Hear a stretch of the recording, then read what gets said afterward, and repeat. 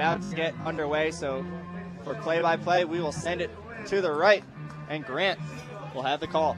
Thanks, Josh. Welcome back to fabled Joseph J. Maroney Stadium. We apologize again for the delay getting started. Some of the things we didn't have a chance to tell you was kind of how the teams have done recently. UConn's coming off a pretty good week, a very good week, actually. Their result before the Harvard game was a 1-1 draw at home against BU.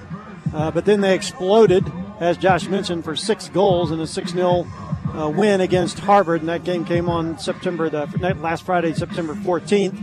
And they've started the season unbeaten through the first 6 games for the 3rd straight season. So UConn Huskies always starting strong.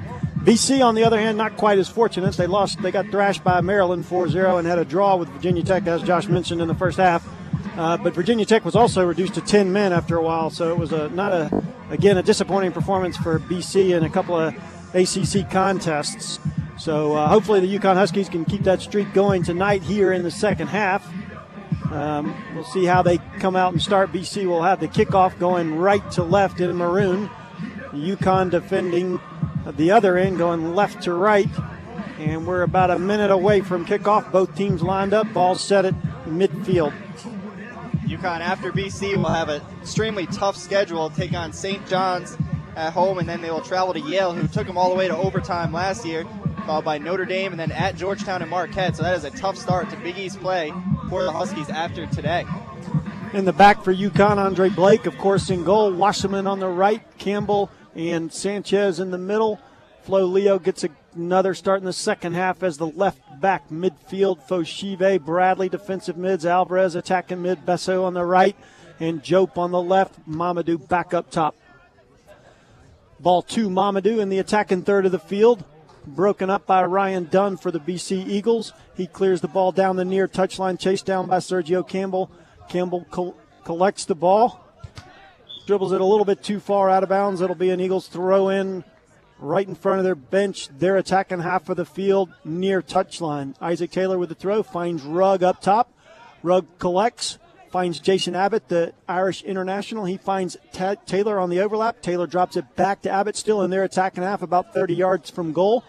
To Kyle Becker. Kyle Becker serves the ball to Boateng. Boateng misses the trap, collected by Sanchez. Sanchez finds Jope. Jope finds Mamadou, midfield, top of the circle in their defensive half of the field. Mamadou with some good composure controls the ball, finds Wasserman. Wasserman to Alvarez, turned over to Becker, back to Alvarez. And finally to Ryan Dunn in the defending half of the field for the BC Eagles. Taylor drops the ball back all the way to Luthi. The goalkeeper, Luthi, finds Ager.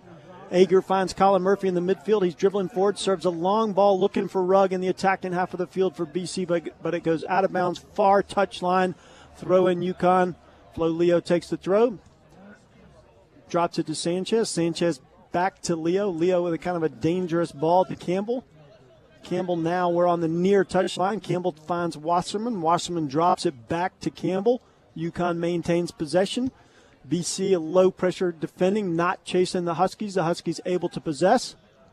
Ball now on the far side of the field, goes out for a throw-in. Leo to take it again. Far side of the field, still the defensive half of the field for UConn. Again, BC's dropped off a bit, allowing UConn to have this possession. UConn's about 25 yards out from their own goal. Campbell with the ball. No pressure. Campbell back to Sanchez. A little game of keep away between Sanchez and Campbell with no pressure. Sanchez looks up.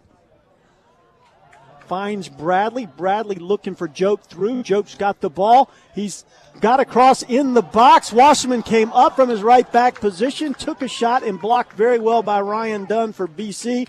But Jope, a good chance, good cross, and Wasserman, as he always does, overlapping from the right back spot. Well, I'm not so sure that ball was intended for Max Wasserman, making the cut down the near side of the field, but nonetheless, it got to him. Had an opportunity to put that one on goal. He is so good at overlapping and being an attacking presence for this Huskies team. Short throw in midfield. Wasserman plays to Alvarez. Ball turns over to Boateng. Boateng in his attacking half, looking for Rugg.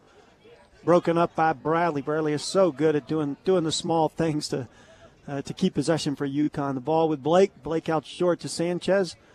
Possession, UConn in their own half of the field. BC laying off again. Bradley out wide to Campbell. Campbell near the near touchline, dribbling forward, finds Alvarez, top of the circle. his own half of the field. He has to drop it back to Sanchez. Again, possession, but deep for UConn.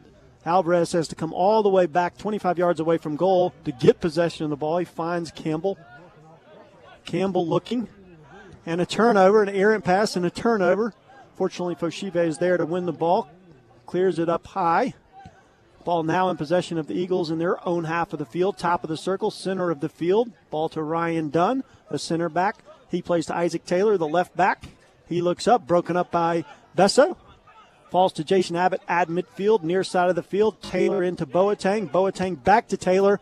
Taylor kind of goes in on a tackle / shoot the ball, but it goes to Blake. Easy save for Blake. Blake collects, rolls the ball out short to Sanchez. Sanchez looks long, wide right to Besso, broken up by Taylor. Throw in UConn, center of the field, near side of the field.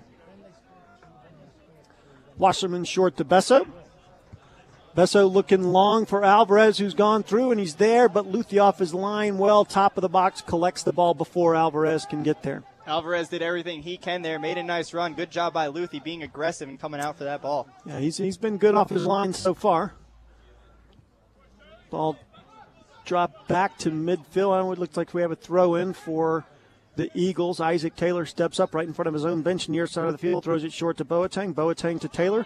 Taylor, clever pass to Rugg. Rugg, middle of the field, attacking half of the field for BC Eagles. Colin Murphy out wide right. Rugg, top of the box. Medina Mendez with the ball. Colin Murphy to Becker. Passing around their top of the box. BC still with possession of the ball. Still their attacking half. Out wide here to Isaac Taylor. He drops it to Ryan Dunn right in the center circle. He goes out wide right to Stephon Carter. Stephon Carter finds Becker, who is tucked inside again from his left midfield position. And after a hard tackle from Becker on Besso, and the referee's going to stop play. And my guess is he's going to get a yellow card. I really didn't see that much dirty or intentional about it. It was just a good hard tackle in my opinion, guys. But he does get the yellow card. From our angle, we couldn't really see the hit, but definitely heard it. Hey, you just got to hope Alvarez is okay. Or, excuse me, that's Besso on the ground. Yeah, Besso. Yeah, it was a tough tackle, and he kind of went in with his shoulder, but I've certainly seen worse, and Besso is on the ground. Training staff out quickly to attend to him, so we've got a break in the action, 39-36 remaining. 5 shots on goal for UConn, 4 for the visiting Eagles of BC. A little bit more action, I'd say, so far early on in this second half. Not as defensive-minded for both teams. Yeah, it's tough. It's tough when teams lay off like this. It's tough to find the path to goal, and UConn's kind of struggling with that. They've got possession. BC's allowing them to have possession, and they're defending third of the field. So they're going to have to solve that puzzle as we go forward in the second half. UConn guys up to number 2 in the National Soccer Coaches Association of America Continental Tire National Poll. They're still second, I believe, in the Soccer America Top 25, and they're also up to number 2 in the TopDoorSoccer.com Tournament 48 national rankings. So up and down kind of in the top 5, but always in the top 5 are your UConn Huskies this year. You have to expect that under Coach Ray Reed. Certainly. Ball played long to Alvarez. Alvarez is around the right flank. He's dribbling in the box, defended by Ryan Dunn, still battling for the ball in the box.